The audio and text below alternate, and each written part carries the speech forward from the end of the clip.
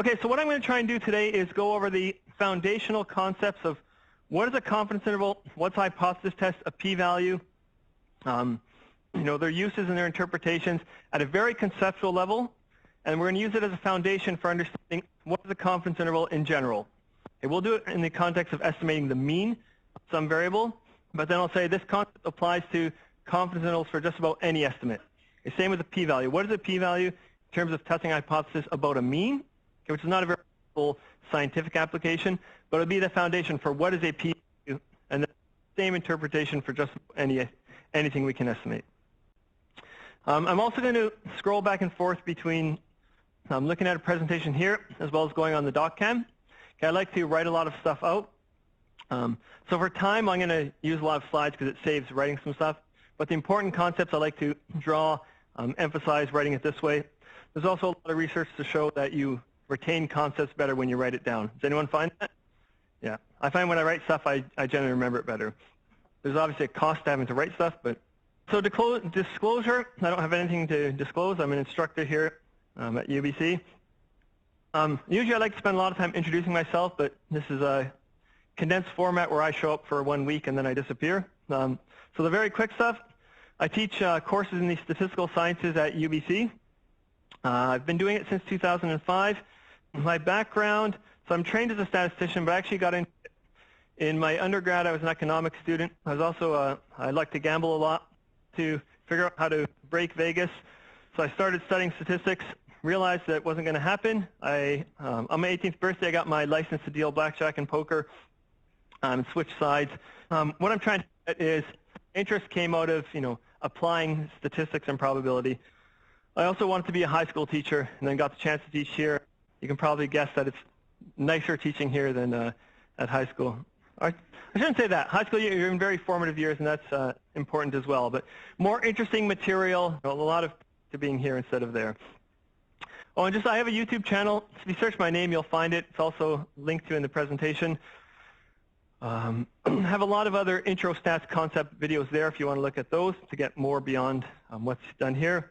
Okay, so why learn statistics? And we're going to do a very quick overview here. But basically, you don't want to rely on just what do you observe or anecdotes. Right? We want some objective way of being able to say, do we think exposure causes the disease, or things like these, and not based on what we think from what we've observed. So kind of the end goal, there's a lot of stuff. There's a reason why stats courses are taken almost no matter what degree you're doing. Right? Almost everyone has to do one. Who's done a statistics course before coming here? Yeah. Just about everyone. But almost no matter what you're in, you usually have to take one course at least.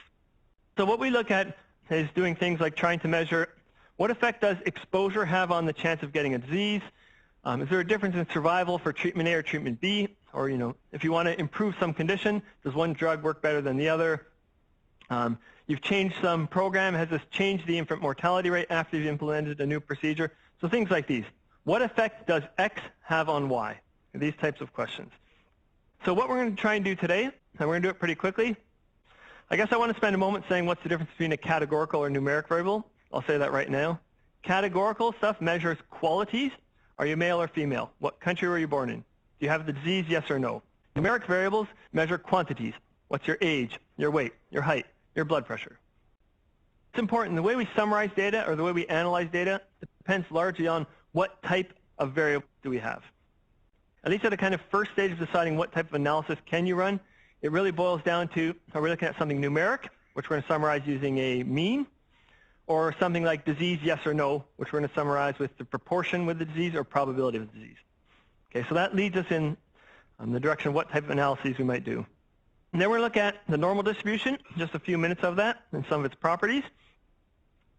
We're going to talk about what is a sampling distribution and a standard error, okay, and how this can get used.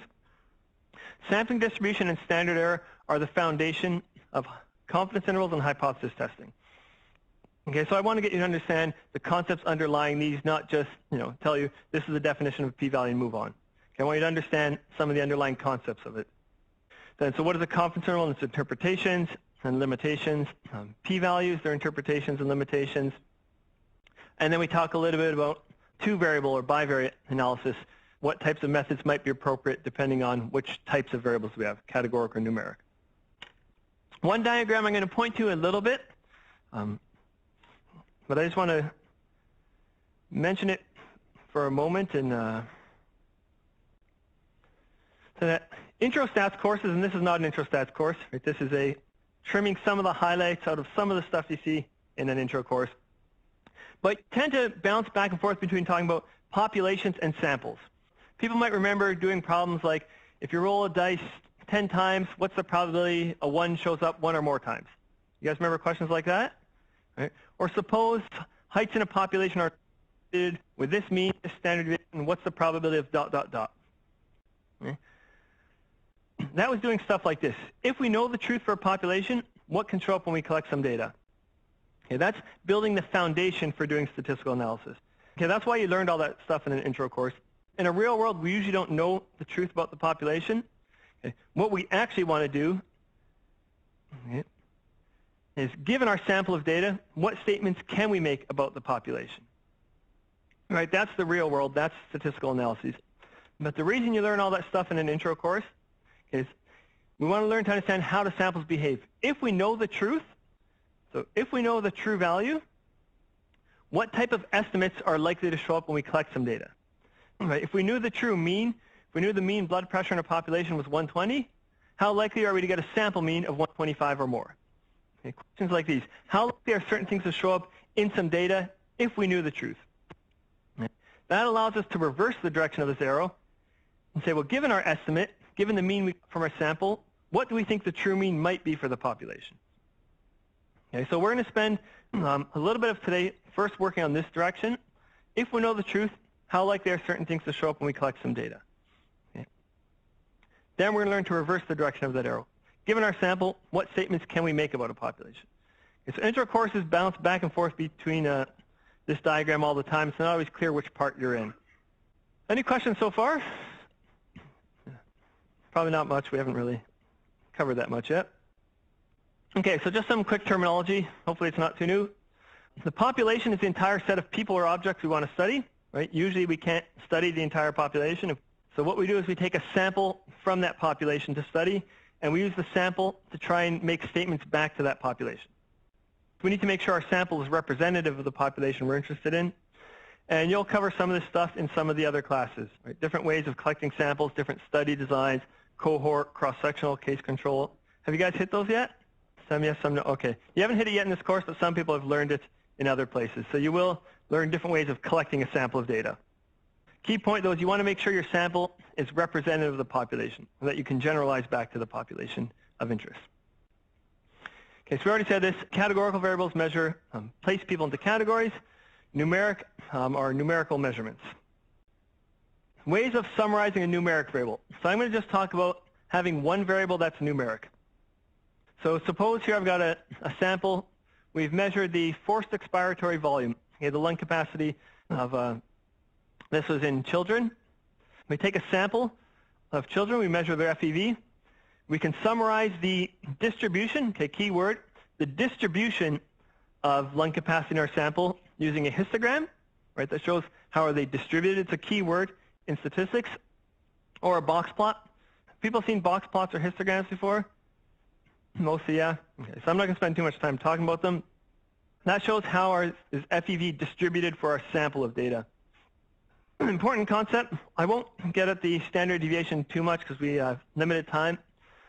I'd like it if we had the time to actually build up the formula and help you understand what it is. Who knows, who's heard the term standard deviation?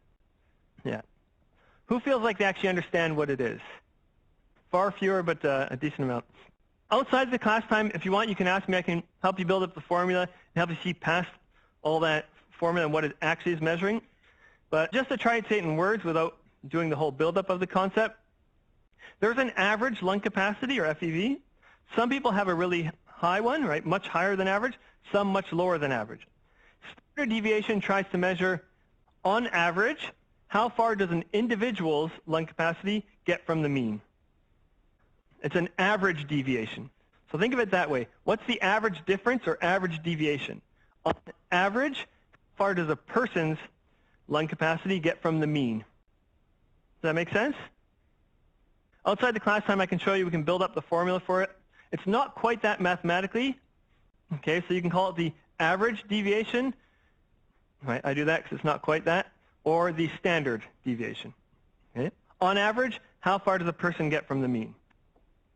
And the reason I'm spending a moment talking about that is we're going to start to talk about standard error soon. Okay, so this describes the distribution of our sample. Then we can move into populations.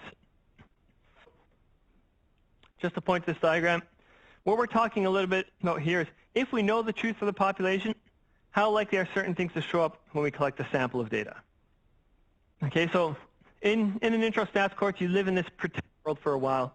We're saying, suppose we know that the histogram, okay, the distribution of the entire population, looks something like this. Bell-shaped, perfectly symmetric about its mean. Okay, or in other words, suppose it followed a normal distribution. Can anyone tell me bonus points? Anything in the world that follows a normal distribution? Anything that has a distribution perfectly bell-shaped and symmetric? Yep. Oh. No, they don't. See, they're, because they're bounded between 0 and 100. Oh. Yeah, yes. Yes. Yeah, the stuff where we say, suppose this is normally distributed. Yeah, that's the right answer. That's the only thing that's normally distributed. In other words, nothing. Right? Nothing has a normal distribution. Right? Not a single thing in the world has a normal distribution. A lot of stuff approximately has a normal distribution. Okay, so this is a theoretical distribution. Okay? A lot of stuff has a mean and is symmetrically distributed around that mean. Right? There's an average height, and there's about as many people 3 centimeters above the average as there are 3 centimeters below the average. Okay, so a lot of stuff is symmetrically distributed around its mean. I just wanted to make that point. This is kind of the theoretical or pretend world. Okay? But a lot of stuff has a distribution or histogram that looks approximately bell-shaped. The normal distribution has lots of nice properties you've learned about in your intro stats course. One I'm going to write down here. Roughly 95%, and we're just going to stick on the 95% value, of observations stay within 2 standard deviations of the mean. Okay, so in an intro stats course, you do stuff like this. Suppose you know, right, so living in this pretend world, suppose you know that heights are approximately normally distributed. Right, so the distribution of heights is bell-shaped, symmetric about its mean, and has a true mean, mu, of just say 175 centimeters. Let's say 170. I think this. And it has a true standard deviation of 15 centimeters. Right, so again, pretending we know all this stuff for a population. What that's saying is height. It's got a mean of 170 centimeters, and we know roughly 95% of observations are within +2 standard deviations and -2 standard deviations.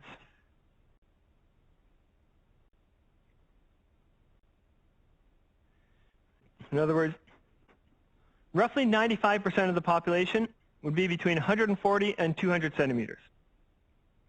Okay, again, living in this pretend world, if we know the truth, how likely are certain things to show up when we take a sample of data? Right? If we know the population looks like this, how likely are we to get someone who's 190 centimeters or more? Okay so far? Okay, normal distribution has a lot of other nice properties we're not going to have time to talk about, but you've probably learned these in your intro stats course that you took before. Most of you took before. There may be a few that got through somehow without taking it. Okay, so the normal distribution. What we want to build up to is the idea of a sampling distribution, the concept of a standard error, and how those get used to build a confidence interval or test a hypothesis. The example I'm going to use to build up those concepts, suppose that we're going to take a sample of 49 individuals. So in my class, I make the numbers, the math simple. That way we can focus on the concepts. And then make the examples boring from a medical point of view so that we don't have to think about the context too much. Right? Get an interesting context, and we lose a bunch of people in the room because they don't have the background to understand it, myself included. You're going to take a sample of 49 people from a population, and you're going to record their systolic blood pressure. Okay. Now we've got a numeric variable. We're going to summarize it using a mean, And suppose we want to try and estimate what is the mean systolic blood pressure for this population. So what happens in the real world, you collect 49 people from this population, measure their blood pressure, calculate the mean. That's going to be our best guess at the population's mean, right? Assuming that it's an unbiased sample. Do you think we're going to get a sample mean exactly equal to the population mean? No, right? It's going to vary a bit. First thing I'll say, and then we'll repeat it again. We just said, while we expect, in the statistical sense of the word, our sample mean to be equal to the true mean, we know it's going to vary a bit. We're going to be able to estimate something called standard error, which tells us, on average, how far will our sample mean move from the true mean? Or on average, how far will the estimate move from the true value? Okay, you can replace the word far with close. On average, how close is the estimate to the true value? And that's what a standard error tells us. Right? Some measure of, on average, how close does the estimate stay to the true value? There is some distance between how far is the estimate from the true value. We're going to build up the concept of a sampling distribution. And so again, to repeat, I'm going to repeat this stuff a lot because sampling distribution, it's a foundational concept. It also can be a bit challenging to understand sometimes. People learn this before in their intro course? Remember sampling distribution? People, did they find it confusing when you learned it then? Yeah, a lot of yeses. Okay, so that's why I'm going to hammer this point home. It's challenging to understand, but it's important and it's foundational. Okay, so we collect 49 people from the population. We measure their blood pressure. We calculate the average, or the mean. Okay. While we're only going to collect one sample of data and get one estimate, we think of the estimate we got as one of many we could have got. Okay, meaning we think we could have ended up with a different set of 49 people, which would have given us a different sample mean. So our estimate is one of many we could have got. And just to parallel the idea, toss a coin 100 times, how many heads do you expect to get? 50, right? Do you think you'll get 50? Probably not. Now you can calculate a standard error. That's going to tell you on average how far will your number of heads move from that expected value of 50. And again, toss a coin another 100 times, you're going to get a different number of heads. So we're going to build up the concept of a sampling distribution. We'll get to that in a moment. We collect sample of data. We measure the mean. We said our estimate, or our sample mean, is our best guess of the true mean. We also know it's going to vary a bit from the true mean. And we can tack a margin of error onto that. We go from our estimate plus or minus some value and say we're pretty sure the true mean is in this interval. Okay, that's a confidence interval. We'll talk about the concepts behind that. We can also test a hypothesis or test a claim about the mean. Okay. Do we think the mean for this population is significantly greater than 120? Okay, so one is put some bounds on our estimate, right? Tack a margin of error. The other one is test a hypothesis. Do we think the mean is greater than some value? Do we think it's less than some value? Okay, we're going to build up those concepts. So sampling distribution. We acknowledge our estimate is one of many we could have got. Okay, we don't actually really do this, but we imagine if we were to take samples of 49 people over and over again, get sample means over and over again, make a histogram of these, those would be all the possible estimates we could have got. Okay, that's the sampling distribution. This theoretical set of all the estimates we could have ended up with. Okay, so this here is the individual's systolic blood pressure. It's got some mean equals some value. It's also got some standard deviation, which tells us on average how far does an individual's systolic blood pressure move from that mean. Okay, later we'll attach numeric values to this example, but I'll write them in now. Later we're going to assume this is 135 and the standard deviation is 21. This population has a mean blood pressure of 135, and on average an individual's blood pressure moves about 21 units from that mean. So if we take a sample, reach into this population, pull out 49 people, and from those we're going to get a sample mean. This is the notation we're going to use. X bar, okay, the mean blood pressure of those 49 people. So we expect, in a statistical sense, we expect our sample mean to be equal to the true mean in the population. We know it won't, right? We know it's going to vary a bit above or a bit below. But we can imagine, get 49 people, calculate the mean. Get another 49 people, calculate the mean. Do this over and over again. Make a histogram or a distribution of all those possible estimates we could have got, that's the sampling distribution. So this is all possible estimates, or all possible sample means. Gets called the sampling distribution. Or in other words, the sample means we can get will be symmetrically or normally distributed around the true value. Under certain conditions, the conditions are that the individual's blood pressures are independent of each other, which is quite often the case, and that we have a large number of observations. Okay, let's not get stuck on those things too much, but take a large number of individuals. The guideline you learned in course, 20 or 30, that's a very rough guideline. A large number of individuals, all the possible means you can get will be normally distributed around the true mean. This is going to have a standard error, right, which tells us on average how far does a sample mean move from the true mean. Okay, so same concept as a standard deviation. It's the standard deviation for the statistic or the estimate. Right? On average, how far should your estimate get from the true value? Okay, again, not quite average, right, but just think that it's fine. You can imagine putting some balance on this. Right? Most of the time, the estimate you get is going to be in this range. So I just want to remind you, this is still living in that pretend world where we're going from if we know the truth about the population, how likely are certain things to show up when we collect the sample, right? Or if we know the true mean, how likely are certain sample means to show up when we collect some data? It's not a real-world context. Usually, we want to say, given our sample mean, what do we think the true mean is for the population? Everyone okay so far? Okay, so I'm just going to redraw this purple one here. All possible sample means are the sampling distribution. The standard error is the standard deviation of the individuals divided by square root of sample size, just throwing that up as a result. Again, outside of class time, I can show you why this is. It's not important from a conceptual point of view. Standard deviation of the individuals is 21 over the square root of the sample size, comes out to be 3. Right, so again, what's the interpretation of this standard error? On average, the mean blood pressure of 49 people is going to move about 3 units from the true mean of 135. I'll just kind of say it again. I won't write the whole sentence out. But this standard error of 3 tells us, on average, a sample mean that we get is going to move about 3 units from the true mean of 135. Or how far will the estimate move from the true value?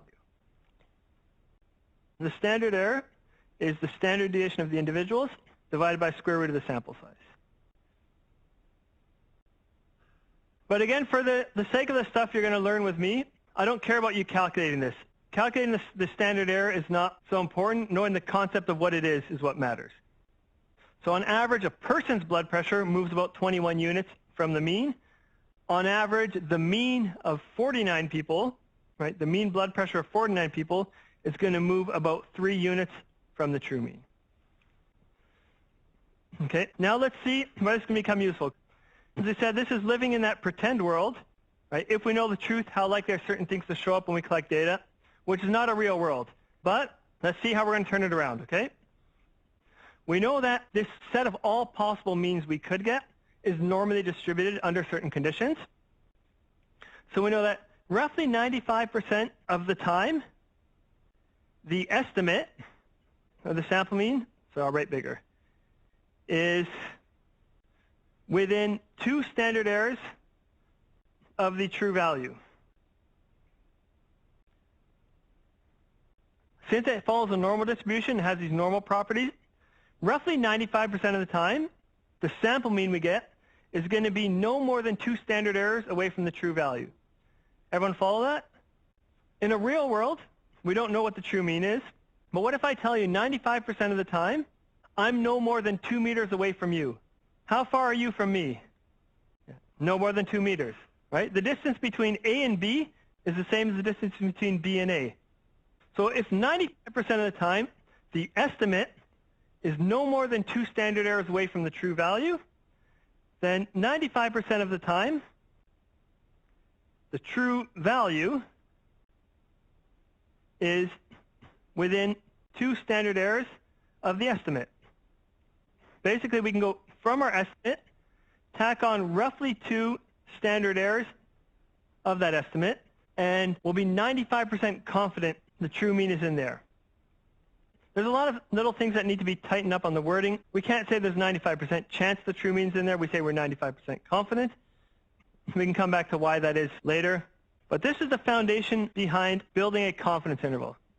The set of all possible estimates is normally distributed under certain conditions. 95% of the time, the estimate will be within 2 standard errors of the true value. So 95% of the time, the true value is within 2 standard errors of the estimate. We can go from our estimate, reach out roughly 2 standard errors of the estimate. 95% of the time, this interval is going to capture the true mean. Some of the wording needs to change. We have to say we're 95% confidence in there. I can get into why that is later, but it's mostly semantics. Suppose we collected a sample of data. We got a sample mean of 132, sample standard deviation of 21. That's how we'd construct the confidence interval. I'm not going to ask you to calculate this stuff ever. Okay? Calculating by hand is not a useful skill for you. Even if I have to do it, I do it with a computer. But so we can construct that, and we say we're 95% confident the true mean is between 126 and 138. So we can go from our estimate of 132 and tack on a margin of error, and we say we're 95% confident. We're pretty sure the true mean is in here. So what I want to say is this is the foundation for all confidence intervals, or almost all confidence intervals.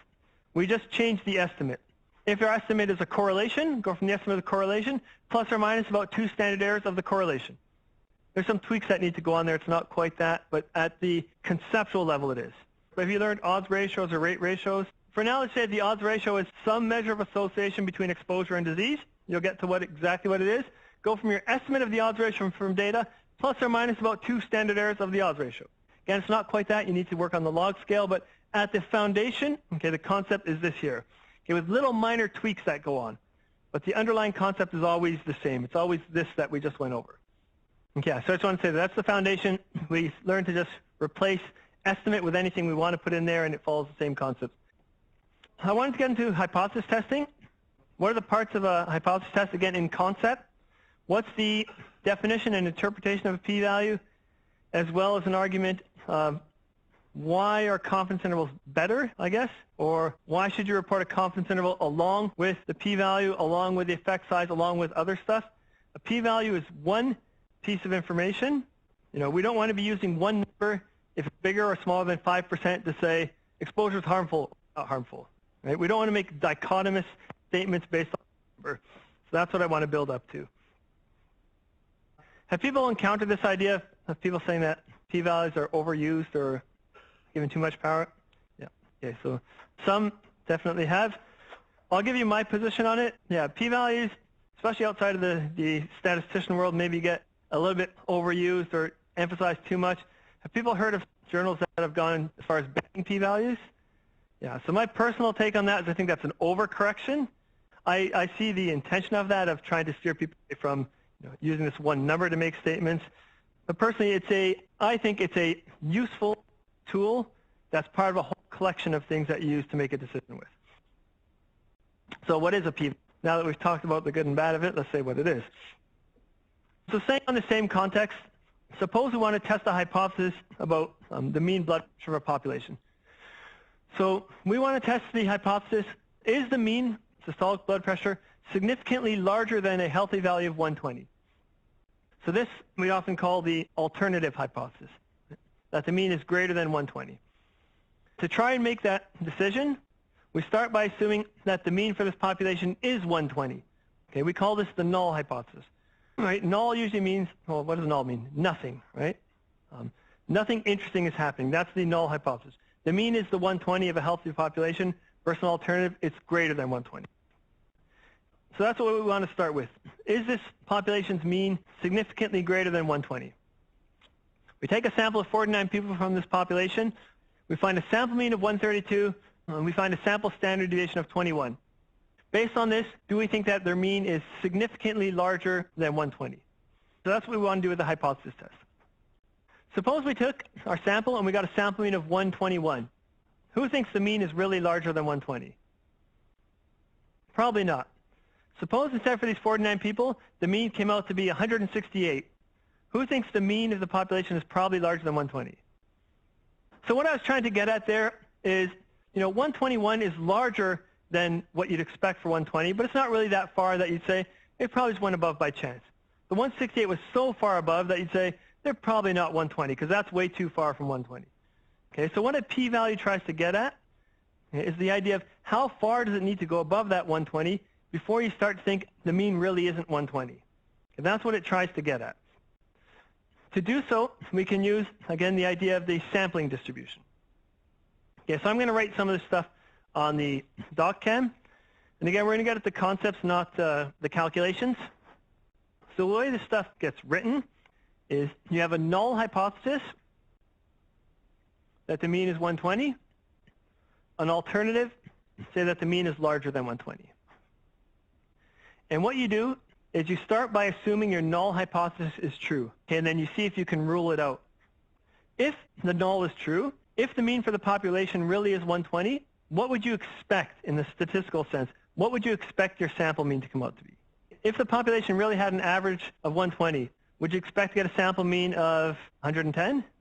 Would you expect to get a sample mean of 135? No. Would you expect to get a sample mean of 120? Yeah, right? You're not going to get that exactly, but that's what you'd expect. So here's all possible sample means we could get, right? That idea of a sampling distribution. If our null is true, we expect our sample mean to be equal to 120. We got a sample mean 132.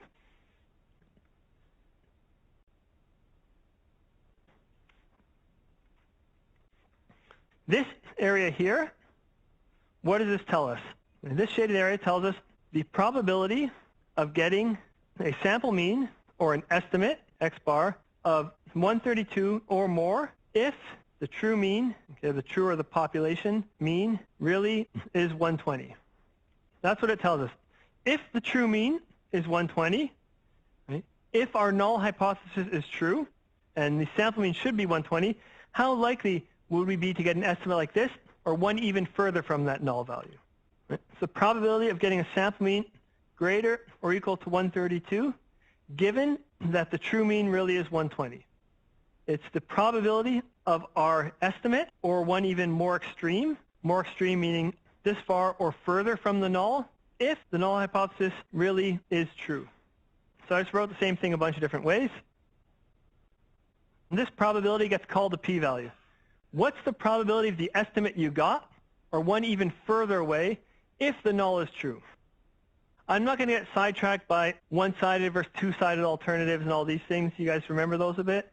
Let's stay at the conceptual level. It's okay if you don't remember one or two-sided test. Two-sided test basically just looks at getting an estimate this far or further away, above or below. Let's not get sidetracked by the small details of the calculation. Saying it even more informally, it's like saying, what's the probability of getting your data? Okay, or maybe I shouldn't say your data. What's the probability of getting your estimate given the null hypothesis is true? That's what the p-value tells us. What's the probability of something like this showing up in data if the null were true? What is the p-value not? It is not the probability the null hypothesis is true given the data or given the estimate. It is not that. That would be a nice number to know. Right? It'd actually be nice to know, given the estimate we got or given the data we got, what's the probability that null is true? That's not what we get. It says, assuming the null is true, how likely was this estimate to show up? Without getting stuck on the calculation, because you're not going to calculate stuff, you're definitely not going to calculate it by hand. If you are involved in research, you're going to be doing it as part of a research team. It's more important you know what these things are conceptually rather than how to punch numbers in a calculator. Pointing back to that here, if we worked out this area here, it would come out to be less than 0.0001. It's roughly 0.0001, or 1 in 10,000, roughly. Okay, so what that's saying is if the mean for this population is 120, the chance of getting a sample mean of 132 or more is going to happen about 1 in 10,000 times. So an estimate like this is only going to show up 1 in 10,000 times if the true mean is 120. So what do you think? One option, the mean really is 120, and we just got rare data, right? That's going to happen. Do something 10,000 times, it's going to happen once. Or this isn't the true mean, and the true mean is probably larger. So maybe we got that 1 in 10,000 data, or maybe this isn't true, and the mean really is greater than 120. People follow the logic? If the mean was 120, getting something like this would be very unlikely. Therefore, this is probably not true. And the mean probably is bigger than 120. Okay, so that's what the hypothesis test and p-value get at. Either we got that rare data, or the mean really is bigger than 120. With statistics, we don't really get the luxury of making definitive statements. If I toss the coin 100 times, the head never showed up, who thinks the coin is biased? Yeah, I definitely do. Right? Is that possible? Yeah, 1/2 to the power of 100. Very unlikely, but possible. The point I'm trying to get at is run enough experiments, collect enough data, things can happen. So kind of the cutoff that gets used, and I really want to stress, don't get stuck doing this. In the intro stats class, you often learn the p-value is less than 5%, reject your null. If it's bigger than 5%, fail to reject your null. Who remembers that? So in the real world, you don't want to be that harsh with your decisions. You don't want to say my p-value is 4%, exposure increases the chance of disease. P-value is 6%, oh, exposure doesn't do anything to disease. P-value of 6% and 4% are the same p-values. To me, they're the same number pretty much. People see what I'm trying to say? Does anyone know why 5% became the magic number? Yes. Because R.A. Fisher decided it was a good idea. Yes, exactly. So R.A. Fisher, one of the grandfathers of statistics, said making a type 1 error or a false positive 1 in 20 times is acceptable for scientific applications, or some variation of that statement, and it stuck. Now, of course, you want a low false positive rate. 5% is a reasonable choice, okay, but 5% is not magic. He could have said, making a false positive 1 in 25 times is a reasonable rate, and we use an alpha 4%. People agreed to stick on some value, so that way I can't say, well, my p-value of 7% is significant at a 10% level, and you say it's not significant at a 5% level, right? It gives us a threshold that has to be met, and we can't play around with that. But then slowly over time, things evolved and became this met threshold. Okay, so really, I like to think of the p-value as sort of a screening tool. The smaller it gets, the more likely something is going on, and you can dig in further and investigate it. You get a p-value of 70%, you can probably just move on with your life. You get a p-value of 13%, while not statistically significant, you can investigate it further. Maybe something interesting is happening. Okay, so it's a tool to be used. It's not a magic number that tells you exposure is harmful or it's not. Okay, so again, calculating p-value for all different things is the exact same concept. What's the probability of seeing the estimate we saw in data or one even further from the null if the null were true? Depending on the type of data we have, the estimates we're calculating change, the formulas change slightly, the underlying concept is the same. So you guys remember in your intro stats course learning t-test, ANOVA, chi-squared test, all these things, they're all pretty much the exact same test, okay, with slight changes to the formula. The underlying concept is the same for all of them. Okay, so comparing and contrasting the confidence intervals versus hypothesis test, the example we did, the hypothesis test would say the p-value is significant, the population mean is significantly larger than 120. That's all it says. It doesn't say what is it. The confidence interval, we're 95% confident the mean for this population is between 126 and 138. If I tell you I'm pretty sure the mean's between 126 and 138, who's willing to say it's probably larger than 120? More and more hands come up slowly. Thank you. Yeah, right? The lowest value we're willing to accept in our 95% confidence is 126, which is still bigger than 120. Okay, so it allows us to say we're pretty sure it's bigger than 120. It also allows us to say we're pretty sure it's somewhere between, at the lower bound 126, about 6 larger, at the upper bound 138, about 18 larger. So I'm pretty sure it's larger than 120. I'm pretty sure it's between 126 and 138. I'm pretty sure it's somewhere between 6 and 18 above the healthy mean. Doesn't mean we should throw p-values away. They're helpful as a screening tool. They have their place in the world, but they're not a magic number that we can just look at that one and decide. Now, I want to say a little bit about clinical significance versus statistical significance, as well as looking at effect sizes and things like these. Statistical significance is not the same as clinical or scientific significance. In English, the word significant means large or important or meaningful, right? When you talk about a significant moment in your life, significant other, stuff like that. In statistics, significant means a difference we believe is real and not due to chance. It doesn't necessarily mean it's important or meaningful. So first I've got some textbook examples I made up to try and make the point. Suppose you took a sample of 5,625 people. You found their mean blood pressure was 121 and the standard deviation was 25. If you did the hypothesis test, you'd get a p-value of 0.0027 or roughly 0.3%. With that, you're going to reject your null. We have evidence to believe the mean is significantly larger than 120. If you built the confidence interval, I'm pretty sure it's between 120.33 and 121.67. Do you think that's meaningfully above 120? Being somewhere between 0.33 larger than 120 and 1.67 is probably not meaningful from a clinical or... Okay, the other kind of artificial, and I made artificial examples because they help draw out the point. So suppose you take a sample size of 14, and you find a mean of 130, standard deviation of 25. The hypothesis test would have a p-value of 13%, so you fail to reject the null. You don't have evidence to believe the mean is bigger than 120. Okay, if you just stuck there, you'd say the mean is not larger than 120, and you pack it in there. If you make the confidence interval, I'm 95% confident the mean's between 116 and 143. While that spans across 120, this might be worth investigating further. Right? The mean you got was 130, okay? 10 above that mean of 120, which may be meaningful clinically. Because you have a small sample size, you've got a wide confidence interval, right? You've got a large standard error. Okay, so it's not showing up as statistically significant, but it might be meaningful. Okay, it might be worth investigating further. So again, just to draw the point of don't just look at a p-value and try and make a decision statistically significant or not. Or when you read stuff like this, you want to know about the effect size, not just the statistical significance. Here's just some more examples of that. A study of 19,000 people, so large sample size, looked at for people who met their spouse online compared to those who didn't. People who met their spouse online were less likely to divorce, significant p-value, and more likely to have a higher marital satisfaction, right? Again, significant p-value. And when you look at the actual effect size, the divorce rate from meeting them in person to online goes from 7.67% to 5.96%, right? So a difference of about 1.6%, right? So probably not very meaningful in life. Same with happiness. Well, we don't know the exact 7-point scale. We don't know the full range and distribution of scores, but knowing that it's gone from 5.48 up to 5.64, it's significantly increased, but is that really meaningful? Again, maybe you need to know more about exactly what is this happiness scale, but looking at it on a 7-point scale, going from about 5.5 to 5, going from about 5.5 to 5.6, not really a big difference. Probably.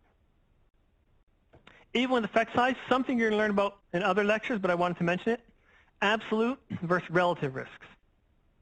Suppose that being exposed to some risk factor, using a smartphone, suppose there's a 5 in a million chance of getting some disease or some condition. And if you don't use that smartphone, there's a 1 in a million chance of getting that disease. Okay, the absolute risk, okay, the absolute change in risk, sometimes called attributable risk or risk difference, you go from 5 in a million to 1 in a million. Using a smartphone, the risk of disease increases by 4 in a million. Who's going to keep using their phone? Yeah, I probably would, right? That's not really a meaningful change to me. Looking at it on a relative scale, okay, relative risk, the risk for those who are exposed and using phones 5 in a million, the risk for those who are not is 1 in a million. Okay, you're going to learn relative risk, okay, gets a lot of different names it goes by, comes out to be 5. Using a phone, your risk of disease goes up 5-fold. Okay, or a 400% increase. If you just heard that, using a cell phone, your risk of this disease goes up by 400%. Who's going to put it away? Yeah, I definitely would, right, when you hear on that scale. So again, looking at stuff, absolute versus relative risks are important. One thing, being in population and public health, I feel like it's important for me to throw this plug in there as well. Looking at risks on an individual level versus a population level are also different. If a risk goes from 5 in a million to 1 in a million for yourself, you probably don't care, right? What about a worldwide population? If we can move the risk from 5 in a million down to 1 in a million, that means out of every million people, 4 fewer are going to get the disease. How many million people are in the world? A lot, right? And that is on a large scale. Small changes can be meaningful. If we can reduce the risk of disease from 10% down to 9%, maybe that's not meaningful for you, but on a population level it might be. Okay, so just a reminder that that scale is important to look at as well. What I want to do is I want to skim through the last few slides. These ones just pointing out some names and where they get used.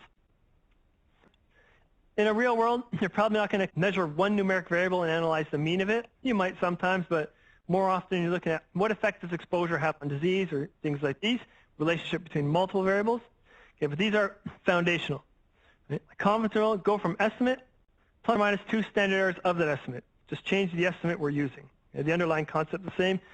Same with p-value. What's the probability of getting the estimate we got, or one more extreme, if the null is true? Usually where you move to in an intro stats course, or where we're going to move to quickly here, is 2-variable analysis, okay, or bivariate. What effect does X have on Y? What effect does some exposure have on some outcome? And in general, you're estimating, right, the estimate of interest is what effect does X have on Y? Okay, depending on the types of variables X and Y are, the measures change. 2 categorical variables, you might look at odds ratios or rate ratios. So when you have X being categorical, Y being numeric, so the generic example I threw up there, are you on a drug or placebo? Here, are you given drug A versus drug B? And the outcome, what does this do to your blood pressure? How does your blood pressure change before treatment and after treatment? Okay, so X being categoric, Y being numeric. You can make side-by-side box plots to analyze the relationship. The estimate you're generally interested in is a difference in means. What's the mean for the drug group? What's the mean for the placebo group? Often you do stuff like a 2-sample t-test or analysis of variance, and there's, a slew of other stuff that fit into there. Okay, but again, the mean change in blood pressure for the drug group, suppose is 16. So on average, after treatment, they decrease by 16. The placebo group, after treatment, on average, they decrease by 5. The difference in those means is about 11. On average, the drug group decreased 11 units more than the placebo group. You can tack a confidence interval onto that estimate. We're pretty sure the drug group is somewhere between 9.5 to 12.5 lower than the placebo group. Okay, or a change of 9.5 to 12.5 more in their mean systolic blood pressure. Right, again, hypothesis test will give us a p-value with the null hypothesis, assuming that the 2 means are equal, or that there is no difference in the change in blood pressure for drug versus placebo. Something that's probably interesting for you guys to look at, given the career paths you're on, placebos and placebo science and all these. Have people read about placebos? There's a lot of interesting stuff if you search out there. There's interesting studies. Just to recap some quickly. They found that a placebo with the word aspirin or Tylenol, I can't remember if it's Tylenol, I think it's Tylenol, written on it, is more effective than a placebo with nothing written on it. Because putting the word Tylenol on it makes it more effective. A Tylenol with the name Tylenol on it is more effective than a Tylenol without the name Tylenol on it. 2 placebos is more effective than 1 placebo. Okay, all these kind of things. I just think it's interesting to read up about to get more of an idea of the power of our mind. Point is, testing against a placebo isn't always the best idea. Testing it versus your new drug versus the best out there. If X and Y are both categorical, so you have a measure like was someone exposed to a risk factor, yes or no? Did they get the disease, yes or no? You do stuff like tests, attributable risk, risk ratio, odds ratios. You'll learn about those later. So for example, you might have in the exposed group, 20 out of 100 people got the disease. In the unexposed group, 5 got the disease. Okay, so the absolute change in risk is going from 20 to 5, or a 15% increase. When you're exposed, your risk increases by 15%. On a relative scale, 20% over 5% is 4. It goes up by a factor of 4. Okay, so you'll learn about those later. Those are some of the measures. Again, you can tack confidence interval onto that. Right, so your estimate plus or minus some value. Pretty sure there's an increase between 12% and 18%. You can do a hypothesis test, has a null hypothesis that starts by assuming these are equal. Right, or the probability of disease is the same for exposed and for unexposed. Then if you have 2 numeric variables, so looking at the gestational age of a baby and the head circumference, you can look at measures the association between 2 numeric variables, maybe a linear regression, fit a line to model the relationship between X and Y. Again, that's an estimate. You can tack a confidence interval onto it. You can test the null hypothesis. The correlation is 0 versus an alternative it's not 0. All these methods have the exact same concepts sitting underneath. The way the confidence interval is made is the same pretty much for all these with minor tweaks that go on. Two-variable analysis is, again, a good starting point. Quite often in health research, we're looking at observational data. There's a lot of other confounding factors. So we need to look at what effect does X have on Y, controlling for other factors. Right? If we want to look at what effect does smoking have on lung cancer, we need to control for other variables. Smokers and non-smokers differ in other ways. Smokers, well, on average, probably have poorer diets. They might be working different types of jobs on average. Let's just say someone who smokes is more likely to work in construction than someone who doesn't. While you're working in construction, you're more likely to breathe in hazardous chemicals than someone who's not. Okay, so what I'm trying to get at is with observational data, there's often other confounding factors. We need to know what effect does X have on Y, controlling for other variables. Okay, so all this stuff can be extended. What you tend to see in a second course, which some of you may have gone through some of this stuff, if you're looking at an outcome, like blood pressure, often you can use linear regression. Okay, that estimates the mean as a function of other X variables. If you have a categorical outcome, disease, yes or no, often you can work with logistic regression, or at least that's a starting point. It estimates the probability of disease as a function of X variables. If you're looking at events that occur over time, so rate at which diseases are occurring, rate at which things happen, often you're estimating a rate, and you can use stuff like Poisson regression. If you're looking at time till some event occurs, how long till someone dies, how long till someone contracts a disease, survival analysis, or survival regression methods. This is mostly the end, although I said they're sort of. It's actually just the foundational stuff for statistical analysis. Most of the real interesting stuff sits on top of this. This gives you a good foundation in the important concepts and principles. And then, yeah, just one thing I thought was worth saying, since we have different backgrounds, I've experienced some of this stuff in my life. So I'm trained as a statistician, but I'm not just a numerical guy who calculates numbers and lets those make decisions for me. And there's a bunch of people who are being trained to be physicians. I think it's important, at least I want to mention this, treat the patient, not the chart.